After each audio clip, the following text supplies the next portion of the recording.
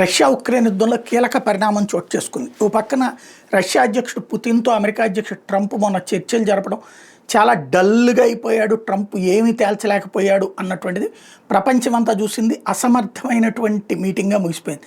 దానికి తోడుగా డొనెట్స్క్ ప్రాంతం, డాన్బాస్ ప్రాంతం మొత్తం రష్యాకి ఇచ్చేయడానికి సిద్ధపడుతున్నారు అన్నటువంటిది తేలిపోయింది. అట్ ద సేమ్ టైం దానికి బదులుగా నాటో రక్షణ చట్టంలోకి ఉక్రెయిన్ వెళ్ళడానికి అంగీకరిస్తున్నారు. అంటే నాటోలో భాగస్వామిగా ఉక్రెయిన్ ఉండటానికి పుతిన్ అంగీకరిస్తాడు. దానికి బదులుగా డాన్బాస్ ప్రాంతం అంతా రష్యాకి ఇచ్చేయాలి. ఇది ఒప్పందం రేపో మాపో అనౌన్స్ చేసే అవకాశం ఉందన్నాడు.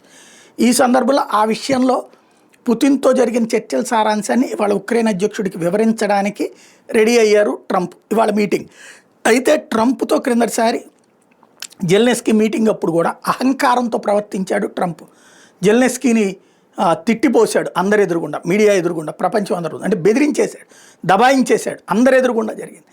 ఈ దఫా అందుకే ట్రంప్ దగ్గరికి వెళ్తున్నప్పుడు మేము కూడా వస్తాను, నువ్వు ఒక్కడికే వెళ్ళబాక అని చెప్పేసి ఫ్రాన్స్ అధ్యక్షుడు మ్యాక్రాను, బ్రిటన్ ప్రధానమంత్రి కీర్ స్టార్మర్ చెప్పారు. యూరప్ దేశాల తరపున మేము ఉంటాం నీతో పాటు, నువ్వు ఒక్కడిగా వెళ్ళబాకు, మనందరం కలిసి వెళ్దామని చెప్పారు. అంటే అమెరికా విచ్చలవిడిగా తన ఇష్టం వచ్చినట్టు నిర్ణయం తీసుకోవడానికి యూరప్ సమాజం అంగీకరించట్లేదు. ఎందుకంటే అమెరికా తీసుకునే తప్పుడు నిర్ణయాల వల్ల నష్టపోయేటటువంటిది యూరప్ సమాజం, రేపొద్దున నాటో సమాజం. కాబట్టి వాళ్ళు ఇప్పుడు యునైటెడ్గా కలిసి ట్రంప్ దగ్గరకు వచ్చేటటువంటి నిర్ణయం తీసుకోవడం అనేది కీలక పరిణామం.